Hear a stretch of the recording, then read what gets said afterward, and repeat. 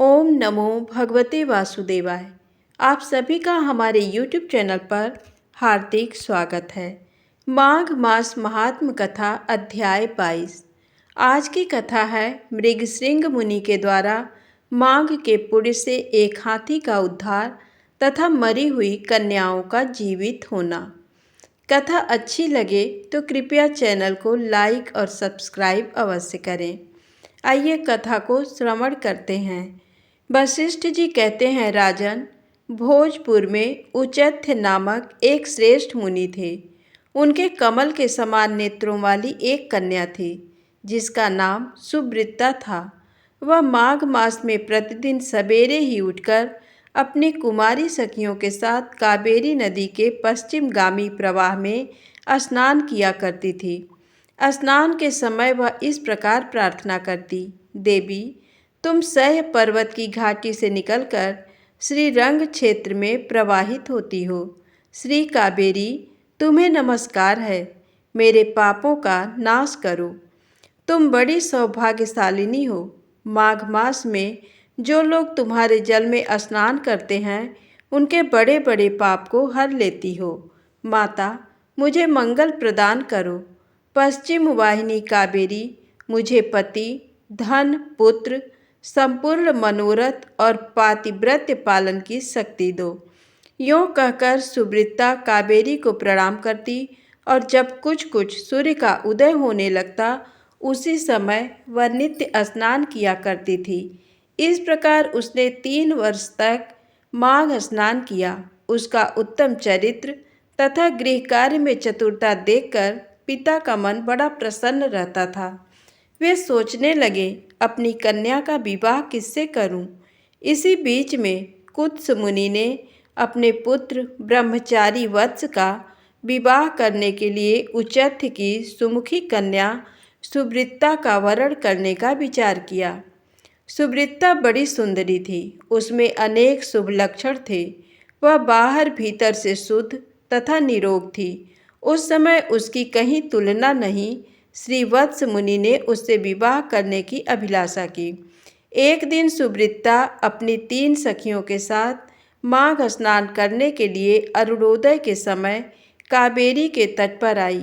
उसी समय एक भयानक जंगली हाथी पानी से निकला। उसे देखकर सुवृत्ता आदि कन्याएं भय से व्याकुल होकर भागी। हाथी भी बहुत दूर तक उनके पीछे पीछे गया। चारों कन्याएं वेग से दौड़ने के कारण हाँफने लगी और तिनकों से ढके हुए एक बहुत बड़े जलशून्य कुएं में गिर पड़ी। कुएं में गिरते ही उनके प्राण निकल गए। जब वे घर लौट कर नहीं आई तब माता पिता उनकी खोज करते हुए इधर उधर भटकने लगे। उन्होंने वन वन में घूमकर झाड़ी झाड़ी छान डाली। आगे जाने पर उन्हें एक गहरा कुआं दिखाई दिया जो तिनकों से ढका होने के कारण प्रायः दृष्टि में नहीं आता था। उन्होंने देखा वे कमल लोचना कन्याएं कुएं के भीतर निर्जीव होकर पड़ी हैं। उनकी माताएं कन्याओं के पास चली गईं और शोकग्रस्त हो बारंबार उन्हें छाती से लगाकर बिमले, कमले, सुवृत्ते, सुरसे आदि नाम ले लेकर विलाप करने लगीं।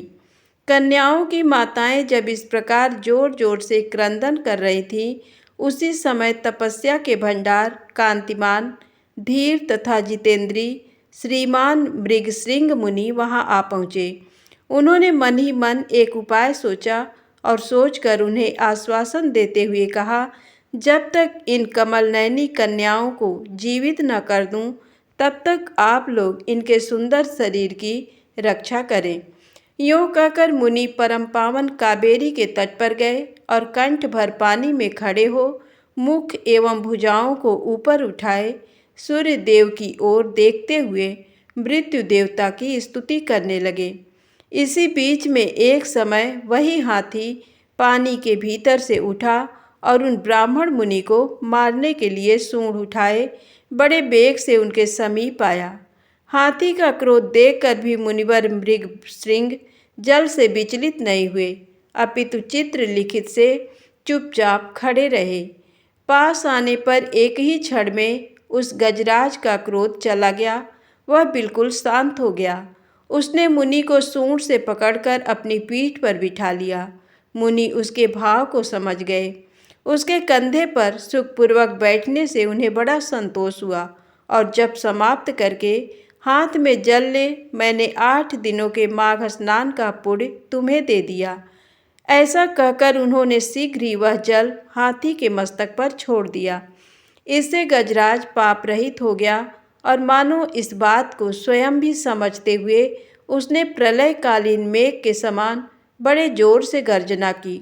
उसकी इस गर्जना से भी मुनि के मन में बड़ी प्रसन्नता हुई और उन्होंने कृपापूर्वक उस गजराज की ओर देखकर उसके ऊपर अपना हाथ फेरा। मुनि के हाथ का स्पर्श होने से उसने हाथी का शरीर त्याग दिया और आकाश में देवता की भांति दिव्य रूप धारण किए दृष्टिगोचर हुआ। उस रूप में उसे देखकर मुनीश्वर को बड़ा विस्मय हुआ।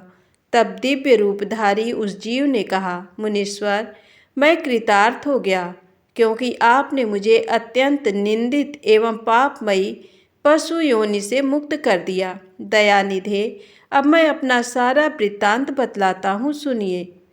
पूर्व काल की बात है। नैसद नगर में विश्वगुप्त नाम से प्रसिद्ध परम धर्मात्मा तथा स्वधर्म पालन में तत्पर एक वैश्य रहते थे।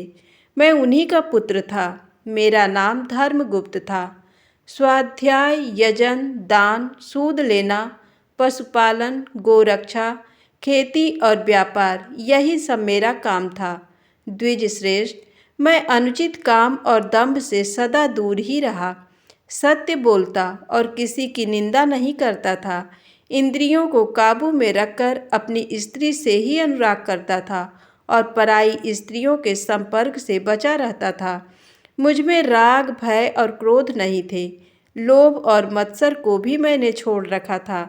दान देता, यज्ञ करता, देवताओं के प्रति भक्ति रखता और गौओं तथा ब्राह्मणों के हित में संलग्न रहता था। सदा धर्म, अर्थ और काम का सेवन करता तथा व्यापार के काम में कभी किसी को धोखा नहीं देता था। ब्राह्मण लोग जब यज्ञ करते उस समय उन्हें बिना मांगे ही धन देता था। समय पर श्राद्ध तथा संपूर्ण देवताओं का पूजन करता था। अनेक प्रकार के सुगंधित द्रव्य, बहुत से पशु, दूध, दही, मट्ठा, गोबर, घास, लकड़ी, फल, मूल, नमक, जायफल, पीपल, अन्न, साग के बीज, नाना प्रकार के वस्त्र, धातु, ईख के रस से तैयार होने वाली वस्तुएं और अनेक प्रकार के रस बेचा करता था। जो दूसरों को देता था वह तौल में कम नहीं रहता था और जो औरों से लेता वह अधिक नहीं होता था।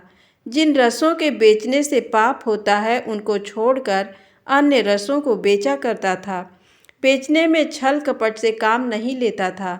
जो मनुष्य साधु पुरुषों को व्यापार में ठगता है वह घोर नरक में पड़ता है तथा उसका धन भी नष्ट हो जाता है। मैं सब देवताओं, ब्राह्मणों तथा गौओं की प्रतिदिन सेवा करता और पाखंडी लोगों से दूर रहता था। ब्राह्मण किसी भी प्राणी से मन, वाणी और क्रिया द्वारा ईर्ष्या किए बिना ही जो जीविका चलाई जाती है वही परम धर्म है। मैं ऐसी ही जीविका से जीवन निर्वाह करता था। इस प्रकार धर्म के मार्ग से चलकर मैंने 1 करोड़ स्वर्ण मुद्राओं का उपार्जन किया। मेरे एक ही पुत्र था जो संपूर्ण गुणों में श्रेष्ठ था। मैंने अपने सारे धन को 2 भागों में बांटकर आधा तो पुत्र को दे दिया और आधा अपने लिए रखा। अपने हिस्से का धन लेकर पोखरा खुदवाया, नाना प्रकार के वृक्षों से युक्त बगीचा लगवाया, अनेक मंडपों से सुशोभित देव मंदिर बनवाया, मरुभूमि के मार्गों में पौसले और कुएं बनवाए तथा ठहरने के लिए धर्मशालाएं तैयार कराईं। कन्यादान, गोदान और भूमिदान किए।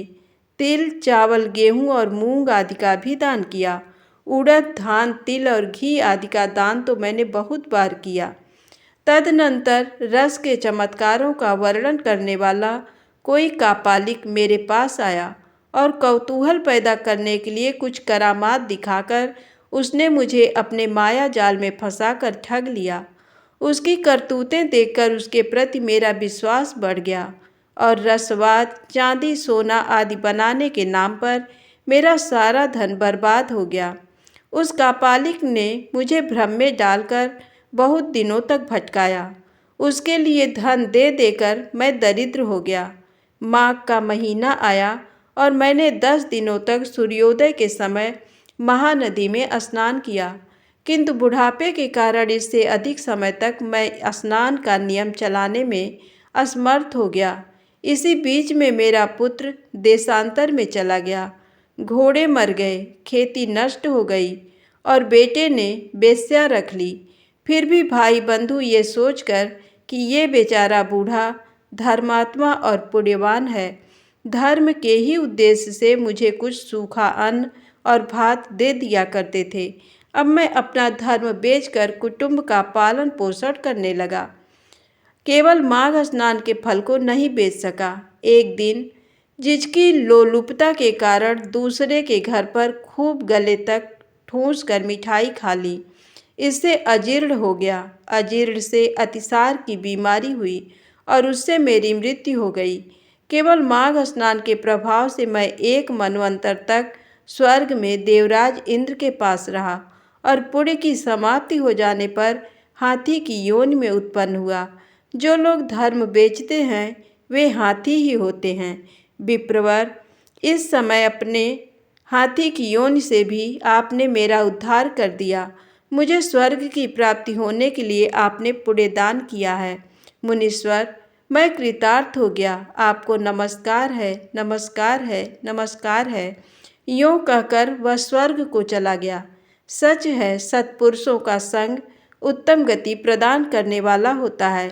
इस प्रकार महानुभाव मृगश्रृंग वैश्य को हाथी की योनि से मुक्त करके स्वयं गले तक पानी में खड़े हो सूर्य नंदन यमराज की स्तुति करने लगे। ओम यम धर्मराज मृत्यु अंतक वैवस्वत काल सर्वभूतक्षय औटुंबर दग्न नील परमेष्ठी वृकोदर चित्र और चित्रगुप्त, इन 14 नामों से पुकारे जाने वाले भगवान यमराज को नमस्कार है, जिनका मुख दाढ़ों के कारण विकराल प्रतीत होता है और टेढ़ी भौहों से युक्त आंखें क्रूरतापूर्ण जान पड़ती हैं, जिनके शरीर में ऊपर की ओर उठे हुए बड़े बड़े रोम हैं तथा ओठ भी बहुत लंबे दिखाई देते हैं, ऐसे आप यमराज को नमस्कार है। आपके अनेक भुजाएं हैं, अनंत नख हैं तथा कज्जलगिरी के समान काला शरीर और भयंकर रूप है। आपको नमस्कार है। भगवान, आपका वेश बड़ा भयानक है। आप पापियों को भय देते, काल दंड से धमकाते और सब प्रकार के अस्त्र शस्त्र धारण करते हैं। बहुत बड़ा भैंसा आपका वाहन है। आपके नेत्र दहकते हुए अंगारों के समान जान पड़ते हैं। आप महान हैं। मेरु पर्वत के समान आपका विशाल रूप है। आप लाल माला और वस्त्र धारण करते हैं। आपको नमस्कार है। जो संपूर्ण विश्व से उत्कृष्ट, निर्मल, विद्वान, जगत के पालक, ब्रह्मा विष्णु तथा शिव के प्रिय, सबके शुभाशुभ कर्मों के उत्तम साक्षी तथा समस्त संसार को शरण देने वाले हैं, उन भगवान यम को नमस्कार है। वशिष्ठ जी कहते हैं, इस प्रकार स्तुति करके मृगश्रृंग ने उदारता और करुणा के भंडार तथा दक्षिण दिशा के स्वामी भगवान यम का ध्यान करते हुए उन्हें साष्टांग प्रणाम किया। इससे भगवान यम को बड़ी प्रसन्नता हुई। वे महान तेजस्वी रूप धारण किए मुनि के सामने प्रकट हुए। उस समय उनका मुख कमल प्रसन्नता से खिला हुआ था और किरीट, हार, केयूर तथा मणिमय कुंडल धारण करने वाले अनेक सेवक चारों ओर से उनकी सेवाएं में उपस्थित थे। यमराज ने कहा, मुने, मैं तुम्हारे इस स्तोत्र से बहुत संतुष्ट हूँ और तुम्हें वर देने के लिए यहाँ आया हूँ। तुम मुझसे मनोवांछित वर मांगो, मैं तुम्हें अभीष्ट वस्तु प्रदान करूँगा। उनकी बात सुनकर मुनीश्वर मृगश्रृंग उठकर खड़े हो गए। यमराज को सामने उपस्थित देख उन्हें बड़ा विस्मय हुआ। उनके नेत्र प्रसन्नता से खिल उठे। कृतांत को पाकर उन्होंने अपने को सफल मनोरथ समझा और हाथ जोड़कर कहा, भगवान, इन कन्याओं को प्राणदान दीजिए। मैं आपसे बारंबार यही याचना करता हूँ। मुनि का कथन सुनकर धर्मराज ने अदृश्य रूप से उन ब्राह्मण कन्याओं को उनके शरीर में भेज दिया। फिर तो सोकर उठे हुए की भांति वे कन्याएं उठ खड़ी हुईं। अपनी बालिकाओं को सचेत होते देख माताओं को बड़ा हर्ष हुआ। कन्याएं पहले की ही भांति अपना अपना वस्त्र पहनकर माताओं को बुला उनके साथ अपने घर गईं। वशिष्ठ जी कहते हैं, इस प्रकार विप्रवर मृगशृंग को वरदान दे यम देवता अपने पार्षदों के साथ अंतर्धान हो गए। इधर ब्राह्मण भी यमराज से वर पाकर बड़ी प्रसन्नता के साथ अपने आश्रम को लौटे। जो मानव प्रतिदिन यमराज की इस स्तुति का पाठ करेगा उसे कभी यम यातना नहीं भोगनी पड़ेगी। उसके ऊपर यमराज प्रसन्न होंगे। उसकी संतति का कभी अपमृत्यु से पराभव न होगा। उसे इस लोक और परलोक में भी लक्ष्मी की प्राप्ति होगी तथा उसे कभी रोगों का शिकार नहीं होना पड़ेगा। धन्यवाद।